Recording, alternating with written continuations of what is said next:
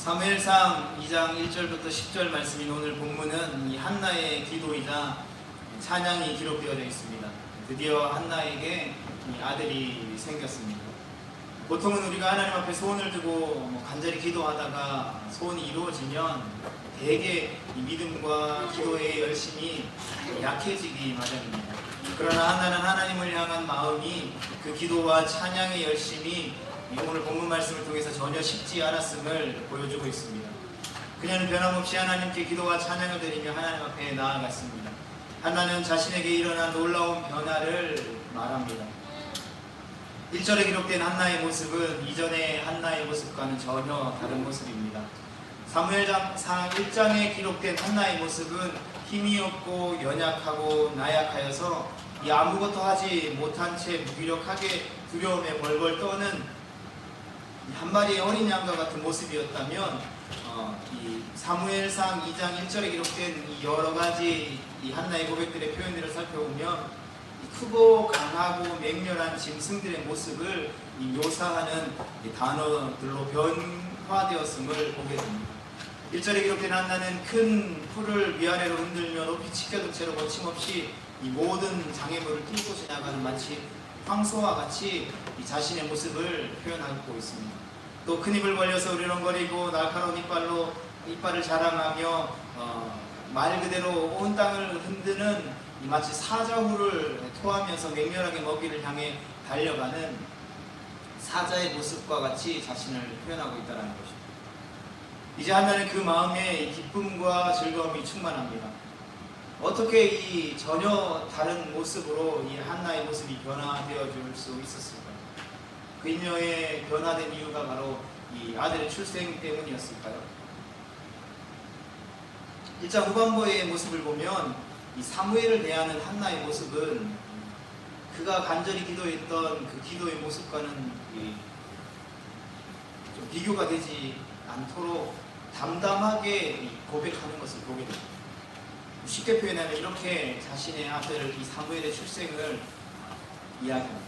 아들을 낳았고 그 아들을 잘 길렀고 기도한 대로 남편에게 말했고 하나님을 아들을 바치기 위해 제사장 엘리에게 데려갔다. 이 정도가 이 1장 21절부터 28절의 내용을 좀 압축한 내용입니다. 굉장히 기쁨이나 환희나 이런 내용들이 있었던 것이 아니라 매우 담담하게 사무엘을 키웠고 엘리 제사장에게 데려가는 모습을 보입니다.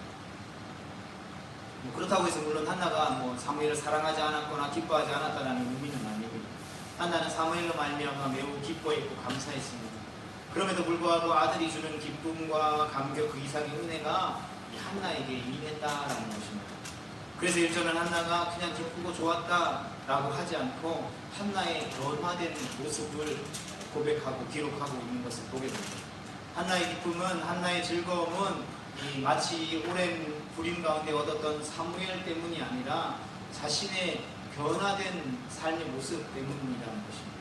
그 변화는 바로 여호와 하나님으로부터 주어진 변화였습니다.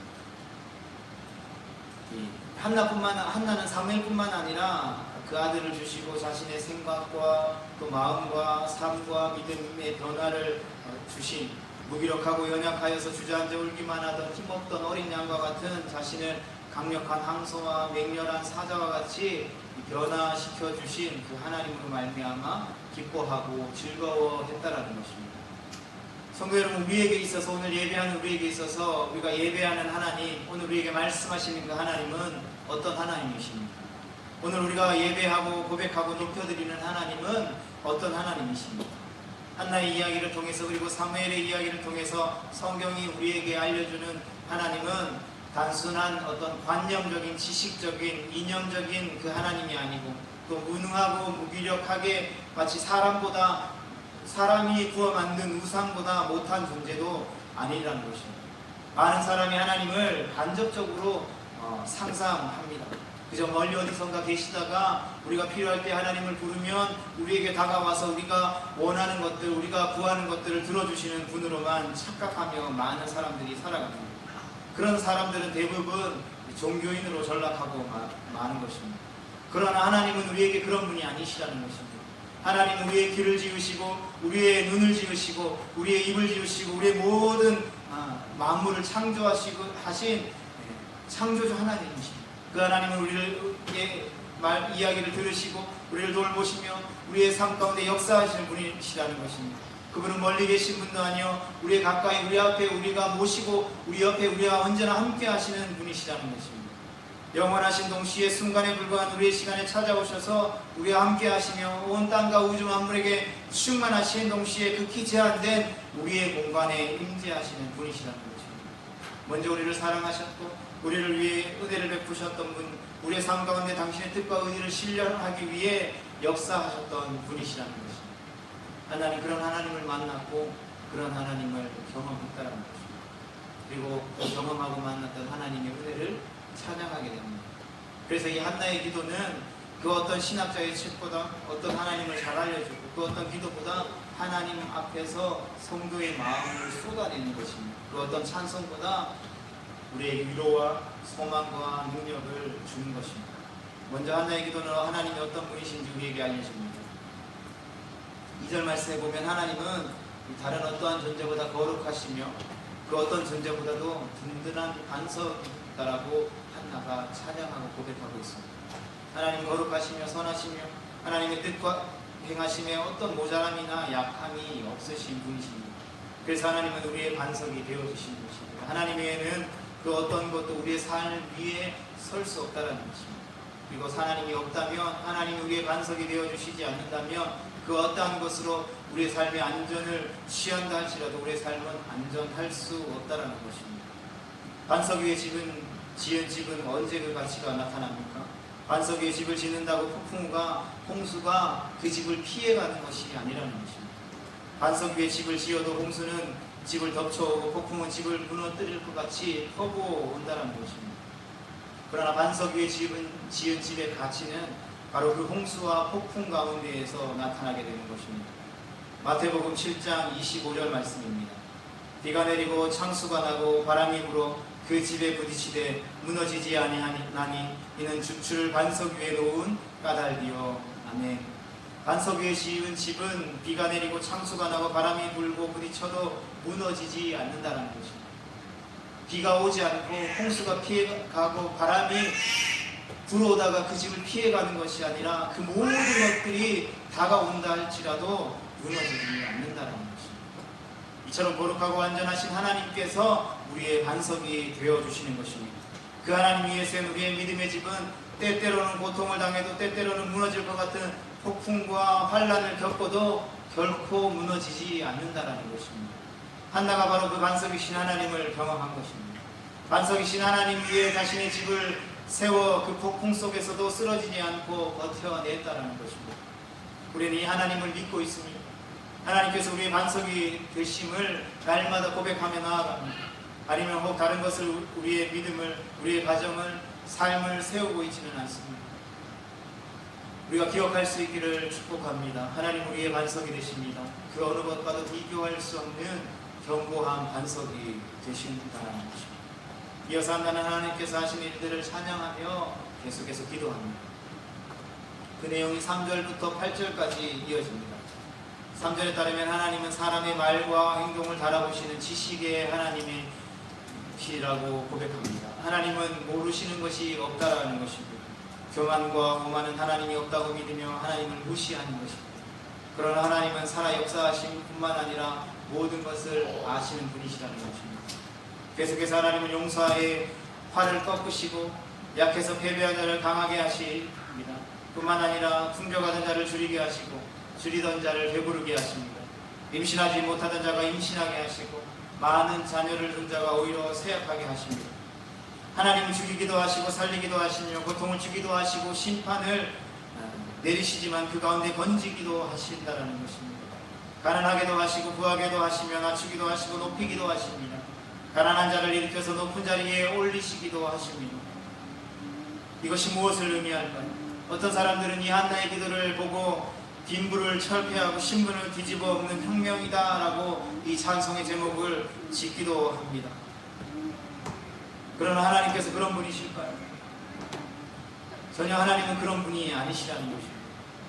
4절과 8절의 말씀을 우리의 삶에 적용해보면 그 의미가 분명히 나타납니다.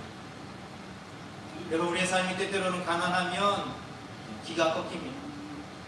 저는 어렸을 적 부모님이 가난했기 때문에 사골세라고 하죠. 1년마다 집을 갱신해야 돼서 그 집세를 올리는 집을 유지하지 못해서 옆집으로 또 옆집으로 리어카로 집을 이렇게 어린 시절 옮겨 다녔던 기억이 있습니다. 그래서 어린 시절 저의 꿈은 내가 나이 들면 돈을 빨리 벌어서 이사가지 않는 안정갔으면 좋겠다라고 생각했습니다. 그리고 어린 시절에는 부모님 용돈을 주시면 친구들과 잘 어울려서 놀았습니다. 그러나 돈이 없으면 기가 꺾여서 친구들을 만날 수 없었고 집에만 있었습니다. 이처럼 가난하면 때때로 우리의 기가 꺾이는 것을 보게 됩니다. 가난하면 돈이 많은 사람들 앞에 가면 의기소침해지기 마련입니다. 그러나 하나님 안에 있으면 가난한 자는 의기소침할 필요가 없다는 것입니다. 뿐만 아니라 아프면 우리는 좌절합니다. 그러나 하나님 안에 있으면 아픈 자는 슬퍼하지 않아도 된다는 것입니다. 또 부자가 되면 우리는 때때로 교만해집니다. 그러나 하나님 안에 있으면 부자라고 교만해질 수 없다는 것입니다. 육체가 건강하면 자신만만해지고 자기를 자랑하게 됩니다. 그러나 하나님 안에 있는 자는 건강한 자가 자기를 자랑할 수 없다는 것입니다. 왜 그렇습니까? 그것은 바로 우리의 삶과 인생을 결정하는 것은 가난도 아니요, 부유함도 아니요, 질병도 아니요, 건강도 아니요, 약함도 아니요, 강함도 아니요, 실패와 성공도 아니기 때문이라는 것입니다. 우리가 아무리 세상의 합리적인 이치와 합리적인 지식과 지혜들을 가지고 온다 할지라도 우리의 인생을 결정하는 것은, 정말로 우리의 삶을 이끄는 것은 내가 소유한 나의 것이 아니라 바로 나를 소유한 하나님이시기 때문이라는 것입니다. 그래서 8절의 마지막에서 한나는 하나님께서 이 세계를 지으시고 다스리신다라고 고백하며 찬양하고 있는 것입니다. 우리는 이 땅에서 일어나는 수많은 일이 우리의 삶에 영향을 끼친다라고 믿으며 살아갑니다. 그리고 그 일들이 우리의 삶을 좌우하고 가치를 결정하고 의미를 주거나 빼앗는다라고 생각합니다. 돈, 물질, 권력, 건강, 사람들, 어떤 관계들, 정치들, 문화가 우리의 삶을 좌우한다라고 때로는 믿고 살아간다는 것입니다. 그러나 정말 그럴까요? 정말 그렇다면 우리는 어디서 참된 기쁨을 맛보고 영원한 만족과 위로를 누리며 안심하고 살아갈 수 있느냐라는 것입니다. 정말 그렇다면 우리는 어떻게 황소처럼 이 세상을 뚫고 지나가고 사자처럼 맹렬히 이 세상을 다스리고 정복하며 하나님의 백성으로서 담대히 살아갈 수 있을까요? 우리가 반드시 기억해야 될 것은 실제로 우리의 삶을 주관하는 분은 하나님이시라는 것입니다. 우리의 가장 강력한 현실은 하나님이시라는 것입니다. 이 세상의 어떤 현실보다 우리가 겪는 어떤 문제보다 크고 강하며 우리에게 가까이 있는 실제적인 현실은 바로 하나님이시다라는 것입니다. 우리를 무너뜨리고 더럽히는 모든 현실의 문제는 하나님이라는 현실 앞에 전부 힘을 잃게 되는 것입니다. 그래서 우리는 황소처럼 이 현실을 뚫고 지나갈 수 있는 것입니다. 사자처럼 맹렬하게 담대하게 이 세상을 향하여서 예수 그리스도의 승리를 선포할 수 있다는 것입니다. 어떤 교회의 규모나 어떤 교회의 재정의 규모나 아니면 교인의 수가 그 교회의 힘을 상징한다라고 하면 우리는 고개조차 들고 다닐 수 없을 것입니다. 그러나 성경 어디에도 교회의 힘이 거기에 있다라고 말하지 않습니다. 많은 교회들이 때로는 많은 사람들이 아니라고는 말하지만 그것들에 함몰되어져서 그 가치들의 세상의 가치들에 찌들어서 교회에서도 그 세상적인 가치로 교회를 바라보고 운영하고 그 교회를 다스리며 나아가지만 그것은 결코 교회 안에 서서는 안 된다는 것입니다. 교회는 하나님이 임재하지 않느냐, 성도는 하나님과 함께 동행하느냐 동행하지 않느냐의 성도의 가치와 존재의 목적이 있다라는 것입니다. 그래서 아무리 작은 교회라 할지라도 하나님이 임재하시면 그 교회는 세상 그 어떤 것보다도 가장 강력하고 위대한 하나님의 몸된 교회가 되어지는 것입니다. 아무리 크고 화려하고 수만 명이 모이는 교회라 할지라도 그곳 가운데 하나님이 임재하시고 하나님이 말씀하신 하나님의 말씀이 선포되어지지 않는다면 그곳은 하나님의 교회라고, 주님의 몸된 전이라고 결코 말할 수 없다라는 것입니다. 우리가 이것을 반드시 기억했으면 좋겠습니다. 그리고 이 믿음을 가지고 믿음의 담대함으로 우리에게 주어진 삶의 자리를 살아낼 수 있기를 주님의 이름으로 축복합니다. 그저 지식이 아닌, 그저 관념이 아닌, 종교적인 형식이나 행위가 아닌 지금도 살아계셔서 이곳에 임재하시며 역사하시는, 우리와 함께 하시는 그 하나님, 나의 삶을 변화시켜서 나에게 생명과 힘과 능력과 은혜를 주시는 그 하나님을 향한 분명한 믿음의 확신이 우리 가운데 있어야 한다는 것입니다. 그리고 그 믿음의 확신은 바로 하나님을 만나고 경험하는 것에서부터 시작되어진다는 것입니다. 그렇다면 우리는 그 하나님을 어떻게 만날 수 있습니까? 그 하나님을 어떻게 만났습니까? 바로 예배 가운데 만났다라는 것입니다. 하나님을 묵상하는 가운데 만났습니다. 하나님께 기도하는 중에 만나고 은혜를 경험했다라는 것입니다. 바로 이 예배가 바로 하나님을 만나는 예배가 되어질 수 있기를 주님의 이름으로 축복합니다. 우리가 예배 가운데 드리는 기도가 하나님의 응답을 이끌어내는 기도가 될 수 있기를 축복합니다. 한나의 하나님이 예수 그리스도 안에서 바로 오늘 우리에게 하나님이 되어 한나가 누린 그 놀라운 은혜를 우리도 경험하게 되기를 주님의 이름으로 간절히 축복합니다. 마지막으로 9절부터 10절 말씀을 보면 한나는 하나님께서 앞으로 무엇을 하시며 누구를 통하여 이루실지를 기도하게 됩니다. 여러분, 이것은 한나의 기도는 바로 예언적인 기도입니다. 바로 거룩하시고 완성이신 하나님께서 삶의 모든 현실의 문제에 개입하시고 역사하심으로 힘을 주셨다는 것을 고백합니다. 그래서 하나님은 9절의 말씀과 같이 거룩한 자들, 즉 당신의 자녀들을 발을 지키셔서 구원의 길로 인도하실 것이다 라고 고백합니다. 그리고 반대로 악한 자들은 심판하실 것이라는 것입니다. 그리고 이 구원과 심판의 역사는 하나님께서 세우시고 힘을 주신 당신의 왕을 통해서 기름 부음을 받은 자의 권세를 통하여 이루어 주실 것이라는 것입니다. 바로 여기서 이야기하는 기름 부음 받은 자가 바로 왕이라는 것입니다. 기름 부음 받은 자는 구약의 언어로는 메시아, 또 신약의 언어로는 바로 그리스도인 것입니다. 거룩하시고 반석이신 하나님께서 당신의 백성은 구원으로 인도하시며 죄인은 심판하실 것이다라는 것입니다. 당신의 백성이 처해 있는 모든 현실과 상황에 역사하셔서 그들이 황소같이 사자와 같이 이기게 하실 것이라는 것입니다. 그리고 이 모든 은혜의 역사는 영원하신 왕, 하나님께서 기름 부으시고 세우신 메시아를 통해서 이루어질 것입니다. 그리고 그분이 바로 예수 그리스도시라는 것입니다. 한나가 찬양하고 예배하며 예언했던 그 예언의 약속은 2000년 전 예수 그리스도의 성육신 사건들을 통해서, 그리고 공생의 사역과 십자가의 죽으심과 부활 승천을 통하여서 우리 가운데 이미 이루어졌습니다. 그리고 이 땅 가운데 다시 오실 그 예수 그리스도의 그 임재 앞에, 그 다시 오실 예수 그리스도의 재림 앞에 다시 완성되어질 것입니다. 예수 그리스도 안에 이 은혜의 역사가 충만한 것입니다. 예수 그리스도를 구주로 믿어 그분 안에 거하는 자는 이 은혜를 충만하게 받아 누리게 되는 것입니다. 한나는 시간 안에 살면서 바로 영원하신 하나님을 경험했다라는 것입니다. 그리고 장차 오실 그 메시아를 바라며 그 메시아를 찬양했다라는 것입니다. 한나는 좁은 땅에 거하면서 온 땅에 충만하신 하나님을 경험했습니다. 그녀는 무지했고 연약했고 변두리에 있었던 주변인인 한 여인이었지만 하나님 앞에 기도하고 하나님을 만나고 경험함으로 말미암아 하나님을 아는 지식으로 충만하여 그 누구보다 지혜로운 삶을 살았다는 것입니다. 그는 약했지만 하나님의 도우심으로 그 누구보다 강력했다는 것입니다.